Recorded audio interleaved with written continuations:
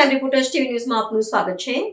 સુરતના પાલનપુર વિસ્તારમાં પ્રાથમિક સુવિધાઓના અભાવે સ્થાનિકોનો હોબાળો, રસ્તા પર કચરો ઠાલવી પાલિકા તંત્ર અને પૂર્વ કોર્પોરેટરો સામે નોંધાવ્યો ઉગ્ર વિરોધ। સુરતના પાલનપુર વિસ્તારમાં આવેલા પાર્શ્વનાથનગરના સ્થાનિક રહીશોએ પ્રાથમિક સુવિધાઓના અભાવે સુરત મહાનગરપાલિકાના તંત્ર અને પૂર્વ કોર્પોરેટરો સામે ભારે આક્રોશ વ્યક્ત કર્યો છે। પાલિકાની door to door garbage collection કામગીરીની અનિયમિતતાથી ત્રસ્ત લોકોએ ધીરજ ગુમાવીને જાહેર રસ્તા પર કચરો ઠાલવીને તંત્રની ઘોર બેદરકારી સામે ઉગ્ર વિરોધ નોંધાવ્યો હતો। સ્થાનિક નાગરિકોની મુખ્ય ફરિયાદ છે કે ડોર ટુ ડોર કચરાની ગાડીઓ વિસ્તારમાં નિયમિત ધોરણે આવતી નથી અને જ્યારે આવે છે ત્યારે ગણતરીની મિનિટોમાં જ ત્યાંથી રવાના થઈ જાય છે।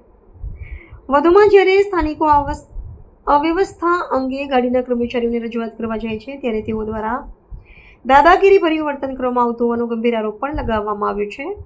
આ ઉપરાંત વિસ્તારમાં પીવાનું પાણી પણ અતિ દુર્ગંધયુક્ત અને દૂષિત વિતરિત થતું હોવાથી લોકોના સ્વાસ્થ્ય સામે રોગચાળાનું મોટું જોખમ ઊભું થયું છે। તંત્ર સમક્ષ વારંવાર કરવામાં આવેલી લેખિત અને મૌખિક રજૂઆતો છતાં સમસ્યાનો કોઈ જ નક્કર ઉકેલ ન આવતા લોકોમાં ભારે રોષ વ્યાપી ગયો છે।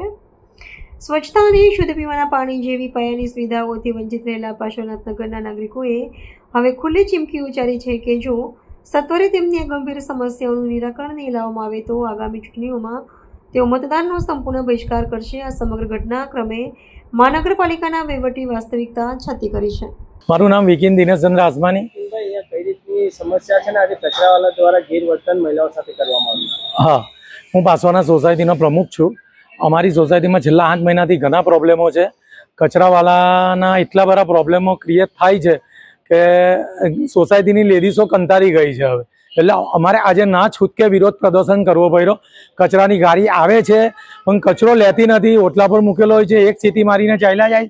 સવારે દરેક લેડીઝોને કામ હોય છે, કોઈને ટિફિન બનાવવાનું હોય છે, કોઈને છોકરાઓને સ્કૂલે મોકલવાના હોય, કોઈના છોકરાઓ ટ્યુશન જવાના હોય છે, તો આ ટેમ્પાવાળા આવીને એક જ સીટી મારીને 2 મિનિટમાં નીકળી જાય છે ને અમે ઓટલા પર કચરો મૂકીએ છીએ તો લેતા પણ નથી અને કહેવા જઈએ છીએ તો દાદાગીરી કરે છે કે અમે લઈશું નહીં, તમારાથી જે થાય તે કરી લઉં, અને ટેમ્પો સોસાયટીની વચ્ચોવચ્ચ મૂકીને ડ્રાઈવર ભાગી જાય છે।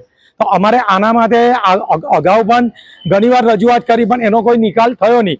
આજે તો એમને હદ કરી નાખી અને એવું કહીને ગયા છે કે કાલથી કચરાની ગાડી પણ નહીં આવશે, તમારાથી થાય તે કરી લો।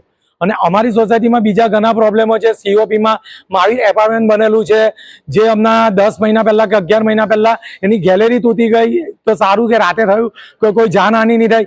એ બિલ્ડિંગ પરવાની અનપઢ છે તો પણ એસએમસી એને પાછી રિપેરિંગ કરવાની પરમિશન આપી દીધી। અમારા અહીંયા 120 નંબરની બિલ્ડિંગ છે, તેને એ લોકોએ નોટિસ આપી છે, ખાલી એક જ વાર નોટિસ આપીને ચાલ્યા ગયા છે, જોવા પણ નહીં આવ્યા કે રિપેર થયું કે નહીં। એ આજે પરવાની કદાર પર છે। અને અમારે જે પશ્ચિમ તરફનો રોડ છે એ પશ્ચિમ તરફનો રોડ એક સમયે ગામધનનો રસ્તો હતો। આજથી 10-12 વર્ષ પહેલા લોકો ગાડી લઈને એને ચાલતા આવતા જતા હતા, તો સોસાયટીના ઓર્ગેનાઇઝરે દસ્તાવેજ બનાવી દીધો એ રોડનો અને હવે ત્યાં પ્લોટ બનાવીને એ છેલ્લા ઘરવાળાને વેચી રહેલો છે। તો હવે ત્યાં આગળ અમારી પાણીની લાઈન પણ છે અને અમારા જે આ રોડ બન્યા છે નવા, તેનો ધાર પણ એ બાજુ આપેલો છે। તો કાલ ઉઠીને ઘર બની જશે તો અમારા સોસાયટીમાં જે પાણી ભરાશે તો એનો નિકાલ શું થશે? તો એના માટે કોર્પોરેટરોએ આગળ આવવું જોઈએ ને અમારે એ જગ્યાનો નિકાલ કરી આપવો જોઈએ। 5 વર્ષમાં એક પણ વાર આવ્યો નથી। લાસ્ટ ટાઈમ મને યાદ છે ત્યાં સુધી એ લોકો લાસ્ટ ટાઈમ ચૂંટણી હતી ત્યારે આવેલા હતા ગાડીમાં અને અમને વોટ આપજો એવું કહેવા આવેલા હતા। ત્યાર પછી અમે ઘણા પ્રોબ્લેમો માટે ફોન કરીએ, ફોન ઉઠાવતા પણ નથી અને પાછું ફોલોઅપ પણ નથી લેતા, અને ઓફિસે જાય છે તો ઓફિસ બંધ હોય છે ને ત્યાંથી એવો જવાબ મળે છે કે સાહેબ આવ્યા નથી કે બેન આવ્યા નથી, 3 દિવસથી આવ્યા નથી, 4 દિવસ, તો શું તમે ઓફિસે જતા જ નથી? તો જો તમે ઓફિસ જ નહીં જતા, ઓફિસ રાખી છે, તો આમ આદમીનો નિકાલ કઈ રીતે કરશો? તમે બધા પ્રોબ્લેમો સોલ્વ કઈ રીતે કરશો? અમારો તો હવે એક જ નિયમ બનાવેલો છે સોસાયટીએ કે જે કામ કરશે તેને વોટ આપીશું। અમે હવે કોઈ પક્ષ નહીં જોઈશું। અત્યાર સુધી 25 વર્ષ અમે ભાજપને સાથ આપ્યો કે ચાલો આપનું ભારતીય જનતા પાર્ટી આપનું છે એમ કરીને અમે સાથ આપ્યો, પણ એ લોકોને જે કોર્પોરેટર એ કામ કરવા જ રાજી નથી એવું લાગે છે અમને। હવે અમે લોકોએ બધા નક્કી કર્યું કે આપણે હવે માણસ જોઈને વોટ આપવાનો, જે માણસ સારા હશે તેને વોટ આપો, કારણ કે હવે વિરોધ પક્ષ બહુ જરૂરી થઈ ગયો છે, તો જ કામ થશે। બાકી પબ્લિકને આ લોકો રરાવશે જ છેલ્લે।